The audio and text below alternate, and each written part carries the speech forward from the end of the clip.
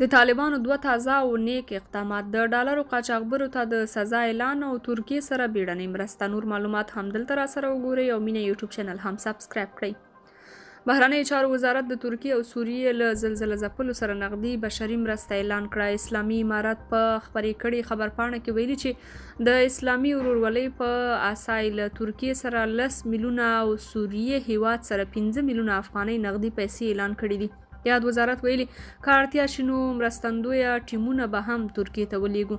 بلخوا د طالبانو حکومت له افغانستان څخه بهر له 15,000 څخه زیاتو ډالرو پر قاچاق بندیز اعلان کړ، وروسته له هغې چې د پاکستان زیرمو کې ډالر په ختمېدو شو او داسې اوازې خپرې شوې چې یاد هیواد غواړي له افغانستان څخه ډالر قاچاق کړي، نو طالبانو زبردست اعلان وکړ.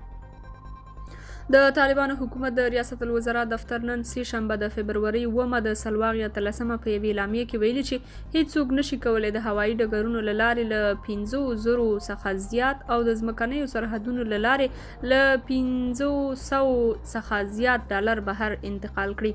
په یاد اعلامیه کې ویل شوي که څوک له پورته اندازې څخه ډیر ډالر نقل کړي، د هر 1 میلیون ډالرو د لیږد په مقابل کې به یو کال تر 1 میلیون کم، د هر 1 لک په مقابل کې به 1 میاشت او له لک کم تر پورته په دوهم بند کې ټاکل شوی اندازه ډالرو په مقابل کې به تر 10 ورځو پورې محبوس کیږي. په یاد اعلامیه کې له افغانستان څخه بهر د سرو زرو او قیمتي ډبرو پر قاچاق هم بندیز لګول شوی. په بیان کې همدارنګه راغلي چې له هیواد څخه د قاچاق پر مهال نیول شوی پیسې او سره زر د افغانستان بانک ته سپارل کیږي.